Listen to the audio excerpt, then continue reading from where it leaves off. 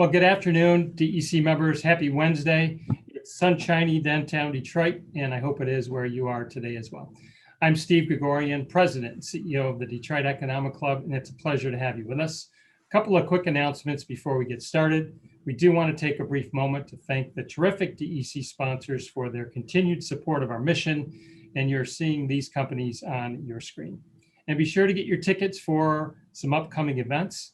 On February 4th, we'll kick off a busy month with a brand new product we're excited about. We're introducing a member networking event focused on everyone's favorite topic, your money. We'll have a local financial expert give us some money thoughts and then spend some time networking with each other. And on February 9th, we look forward to hosting the brand new CEO of Magna, Swami Kotagiri. You already know how important it is to the DEC that high school and college students are included. And today we want to say welcome to students from Schoolcraft College, the University of Michigan, Go Blue, and Melvindale High School Cardinals.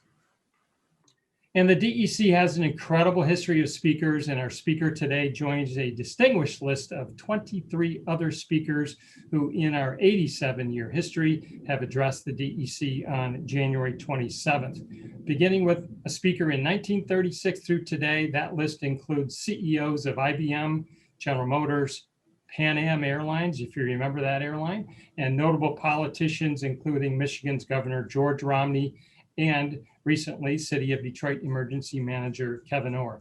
And of particular note, in 1944, I found this fascinating, Rear Admiral William Stanley addressed the DEC, and at the time, he was the US ambassador to the Soviet Union.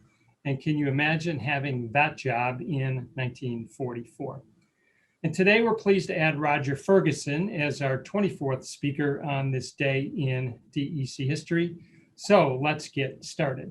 Roger Ferguson Jr. is President and CEO of TIAA, the leading provider of retirement services in the academic, research, medical, and cultural fields, and a Fortune 100 financial services organization.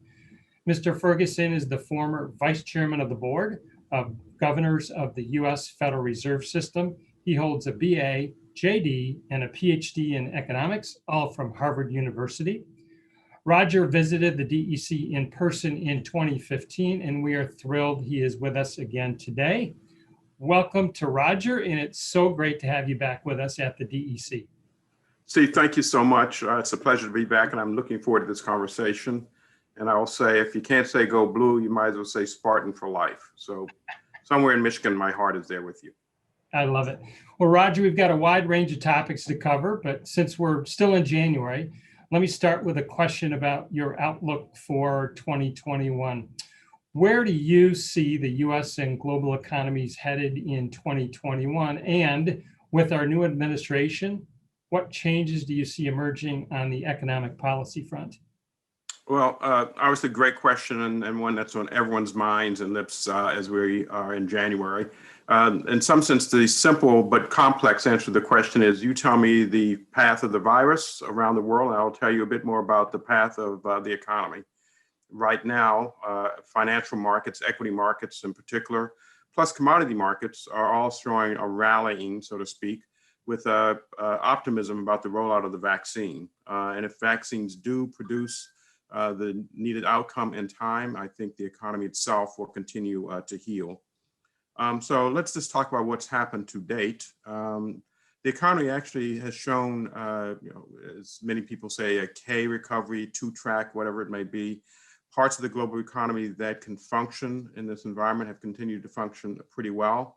So global manufacturing went down and then bounced back. The Chinese economy appears to be doing quite well. Our housing market here in the US, because of low interest rates, is also showing a very robust market. Corporate balance sheets are strong, and households have also been saving. And so we've seen some things that are very, very positive, even as we turn towards recovery. That said, I would say the path is also unclear because we don't really know yet about how the virus is going to unfold. We've seen vaccines being rolled out slowly and unevenly around the world. We also, though, read about new strains that may create some difficulties. The second part of your question was around the new administration. And already we've seen what the new administration intends to do vis-a-vis the economy. I think my friend and former colleague Janet Yellen said now is the time, I think she said, to go big. So $1.9 trillion of stimulus being proposed. The details are still being negotiated in many ways. And you know, the ability to get all this through Congress with a 50-50 Senate is still not a foregone conclusion. So I would say more stimulus is likely, the amount unclear. The profile may be a little different than what we would have seen under the prior administration, with a bit more focus on state and local governments, for example, and you know, bigger focus on healthcare. And then the final thing I'd say is, in addition to fiscal stimulus, monetary stimulus looks like it's still very much in the plans for my colleagues at the former colleagues and friends at the Federal Reserve. You know, I have the most recent thing that Chairman Powell had to say clearly suggested that the concept of tightening is far off over the horizon as far as he seems to be concerned. So that's where I see it, Steve. Depends very much on the virus, lots of stimulus in the pipeline, and some sectors performing quite well, while others still clearly struggling. Thanks, Roger. Let's talk a bit about the pandemic and its impact. So many Americans have faced financial difficulty, as we know, as a result of the pandemic. And as the leader of a company focused on retirement security, how have you seen the pandemic affect people from a financial perspective, and specifically with regard to retirement savings? Very important question. I'm going to touch on both retirement savings and more broadly. So first, with retirement savings, we came into this crisis with three gaps in the retirement system in the United States. There was an access gap, which is to say that most people lack access to private sector retirement in their workplace. Savings gap, most people aren't saving enough. In fact, I've seen numbers that suggest a shortfall in savings. Looks like he may be frozen, so folks, bear with us and we'll get right back. Coming on the phone, so as not to worry about the video. I hope this is less than perfect, but it's in these troubled times, I think one just has to improvise. So Steve, if you let us go just on the phone, I know this is being recorded. You won't get to see my handsome face, but hopefully you'll hear the answers. It is very handsome, but but this is perfectly acceptable, and thank you for calling back. So you were talking about COVID, retirement issue on retirement security, yes, and people's savings. Yeah. All right, so let me just quickly finish up that. As I was saying, we started with a fairly weak retirement system in many ways, and the pandemic and the economic crisis have exacerbated these gaps, I'd say. You know, many people have lost access to retirement plans through work. Savings for a lot of people got put on the back burner when people lost their jobs, and some people panicked during the market gyration. And I guess I'd add that we at TIAA did a survey of about 3,000 Americans, and we asked those who are still working what their biggest concerns were. And actually, as it turned out, with all the issues and concerns we have, retirement security ranked number one.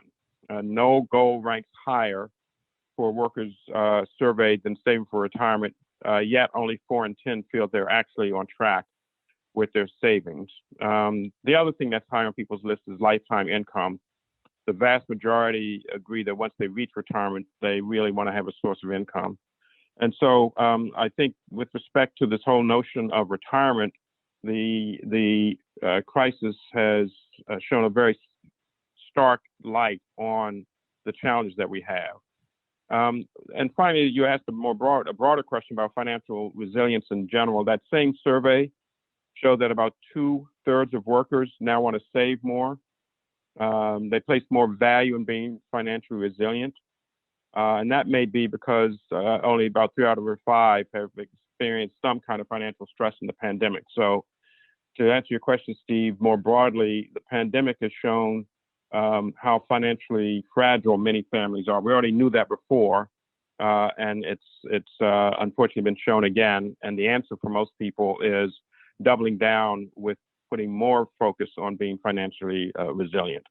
So those are some of my thoughts in response to that particular question. Thanks, Roger. Let's shift gears a bit. One focal point of the recent election was making sure capitalism includes all. Roger, I've heard you speak often about the need to make capitalism more inclusive, and we've seen organizations such as the Business Roundtable shift their emphasis from the traditional shareholder focus to a broader stakeholder focus. Why do you think this shift is happening now, and how does inclusive capitalism evolve from this point? Well, let me start by saying I am an unapologetic capitalist. Capitalism, in my opinion, and I suspect the opinion of most people, including, the folks who are part of the DEC, certainly believe that capitalism is without a doubt the best model to generate wealth and to lift people out of poverty. And we've seen that happen literally for millions and maybe even billions of people around the world, including millions here in America. Having said that, we know that capitalism is not perfect. And we've seen some of the ways in which it is far less than perfect. For example, here in the US, shrinking middle class, wage stagnation. I think middle class incomes have not really grown in the last 30 or 40 years. We talked a little bit about economic and financial fragility, jolted recently, and growing unemployment. Unemployment has been up and down, obviously. And more than those short-term issues, we see long-term challenges as well, such as increasing income and wealth inequality here in the United States. Indeed, I think at this stage, our wealth inequality rivals that of the Roaring '20s. And so, while we believe strongly in capitalism as the best model, we also know that there are ways in which it's flawed. And I believe that those of us who are leading businesses and those of us who are believers in capitalism are the ones who should drive the challenge to solve problems. Those who are skeptical are probably not going to want to refine the system. They may want to replace it with something else. But those such as the DC members and myself and others, I think should take the lead in trying to drive for more inclusive capitalism. The Business Roundtable, you say, talked about redefining a person, the corporation, and I think it's now time to take those words into action by encouraging, all businesses to make the right kinds of commitments to improve the way they work with, their communities, the way they work with their stakeholders, the way they work with their employees, their customers, et cetera. And I'll close with a quote, which is from my predecessor, Bill Greeno, back in 1971. And he said that quote, a corporation can only continue to be a profitable investment for its stockholders if it discharges its obligations to society. And so, the point I'm making here is that we at my company at TIAA come to this notion of stakeholder capitalism, inclusive capitalism. It's part of our DNA. And we're continuing, my generation of leaders continuing what my predecessor, Bill Greeno, said, back in 1971. And so those are some of the things that I think are relevant in this area. And the main message is that we should embrace capitalism, but look to ways to adjust it by putting maybe a greater emphasis on social responsibility and social equity. And the final point I'd make is I've seen data that suggests if we do put some greater weight on equity and inclusiveness in capitalism, it is not a zero-sum game. It is actually, as we say in economics, a positive-sum game. I saw a McKinsey study that suggested if we close the racial wealth gap, as you know, African Americans on average have about 1/10 of the wealth of white American citizens. If we were to close that gap, at least according to McKinsey analysis, the size of the GDP in the United States would actually be larger by numbers such as 4 to 6 percentage points. So, it's beneficial to all to try to have a more equitable and inclusive capitalism. So, Steve, I hope that's responsive to this very, very broad and important question. Yes, we always love to hear your thought leadership on that. And let's sort of keep this theme going with the next question. Racial justice is another major issue in our country. And yesterday we saw President Biden begin to address it. Many companies had to confront this in new ways in 2020. Roger, what do you see as businesses' role in addressing these issues, both internally and more broadly in society? Well, I think the role of business and those of us who are more analytically bent is threefold, and you put your finger on two of them, internally and with society. But I think it starts with first just understanding the facts. White families, as I said, have 10 times the wealth of Black families. Prior to the pandemic, the median income for white non-Hispanic households, I think is the technical term, is about $75,000 versus about $45,000 for Black-headed households. We know that the Black poverty rate is about 21%, while the white rate is around 8 or 9. And we also saw in this coronavirus that Black people have died of COVID at about 1.5 times the rate of whites. So an important role is first, let's get the facts out there so that people understand exactly the magnitude of the challenge. Then the second point that you've already touched on is I think businesses have an important obligation in their internal operations to think about diversity and inclusion, and to not just think about it, but to take action to make their businesses more diverse and inclusive.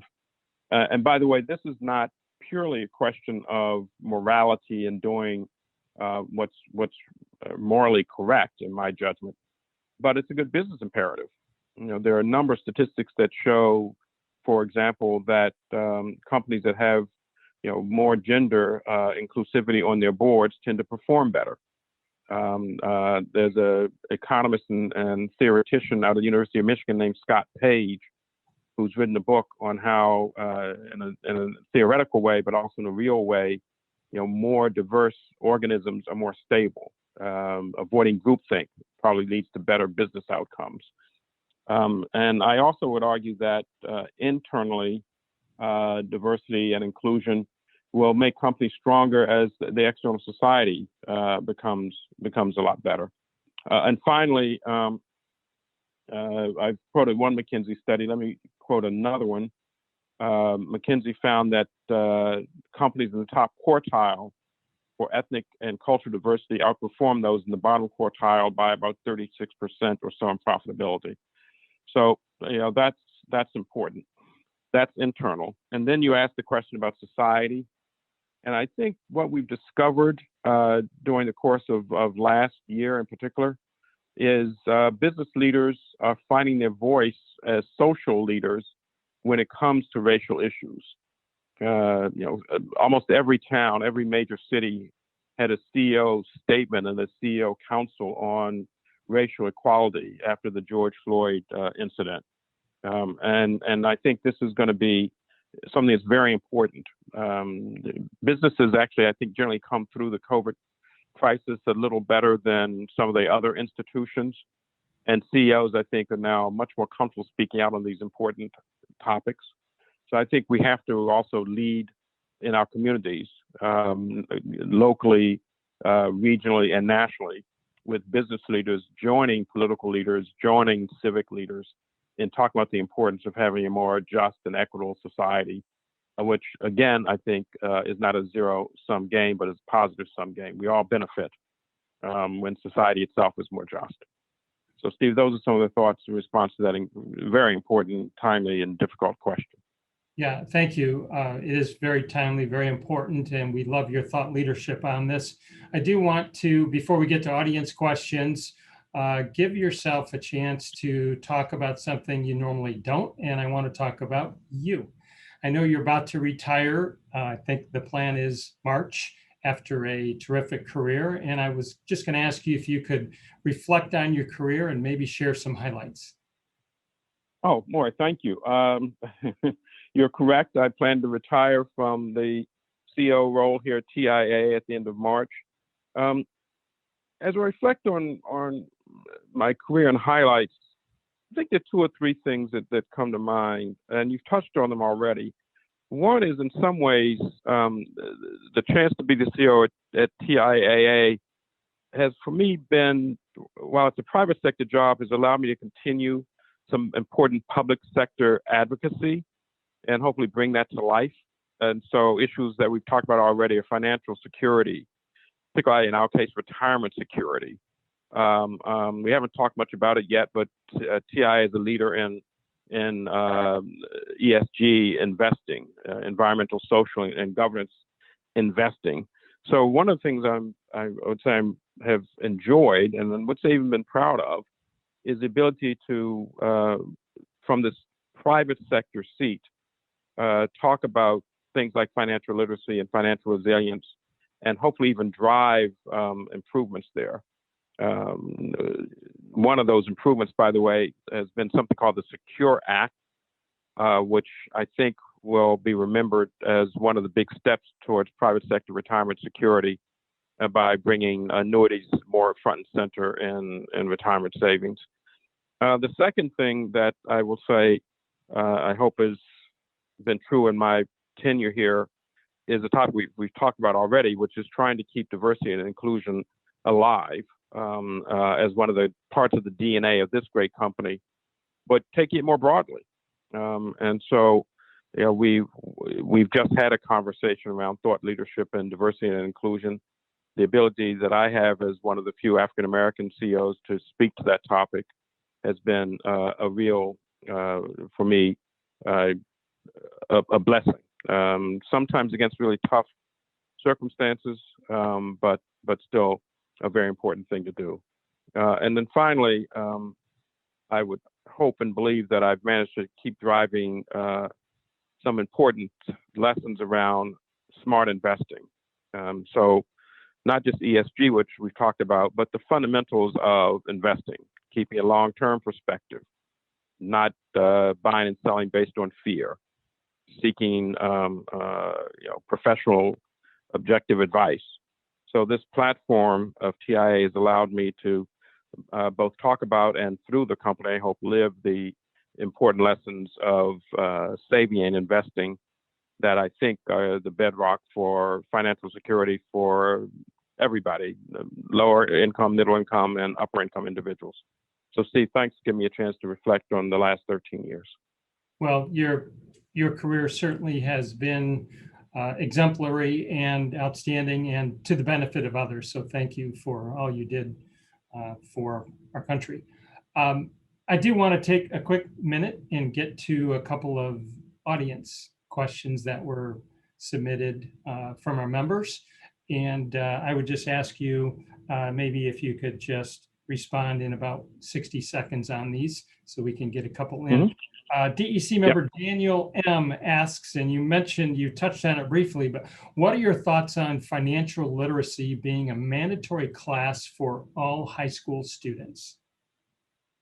Well, I'm always cautious in the U.S. talking about anything being mandatory because that runs the risk of alienating some people.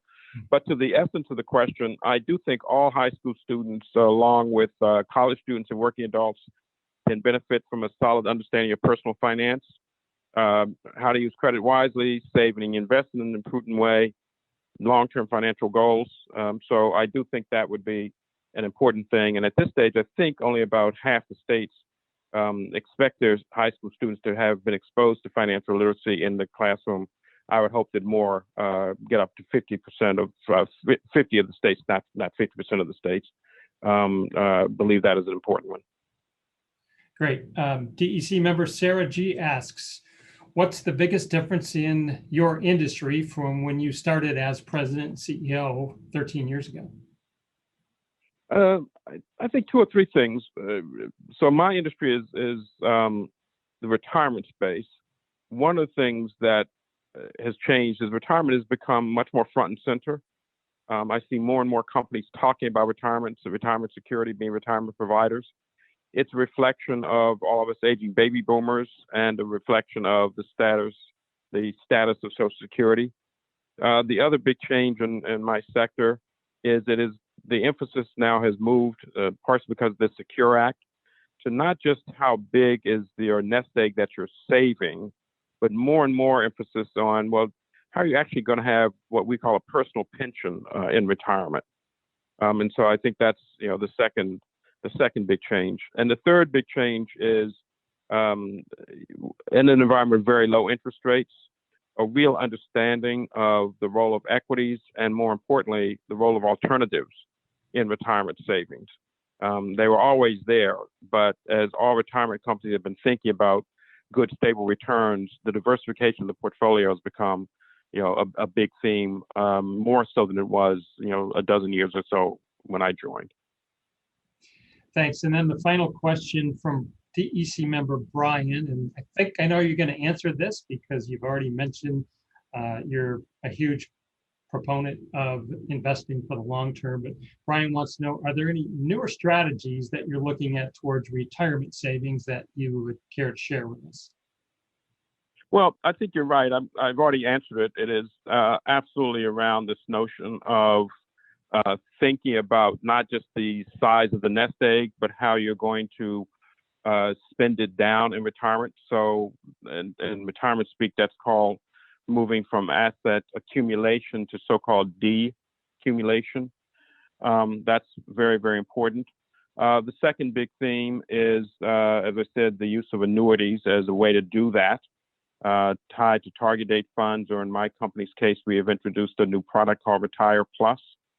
And then the final thing I've already talked about is, sticking with some things that haven't changed, investing over the long term, not trying to time markets, thinking about a broadly diversified portfolio. And that diversification now includes not just equities and bonds, but also real estate and other alternatives. So a few changes and a few things that are just timeless lessons of long-term savings. Thanks, Roger. And probably the most important question I can ask you today.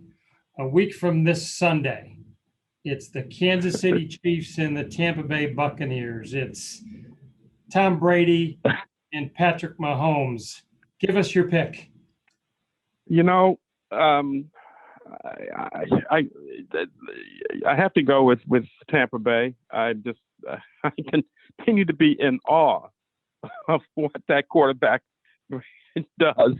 So, it's not very original, not very exciting, and not everybody is particularly in love with that particular quarterback. But I'm just, you got to go with the winners. Okay, we'll be watching along with you. And Roger, a huge thank you for spending time with the DEC twice. We are hearing rumors that President Biden might have some ideas in mind for you after your March retirement. So we want you to know you're always welcome at the DEC, and we look forward to the day when our paths will cross again. Well, thank you so much. I look forward to coming back either as a public citizen or a private citizen. And hopefully the next time the technology will cooperate, but at least we managed to get this done on the phone. So thanks for bearing with us on the technology side as well. So very welcome. So thank you again, Roger. Thanks to my team and for all of you DEC members for continuing to support the DEC. Your membership is very important to us. So thank you.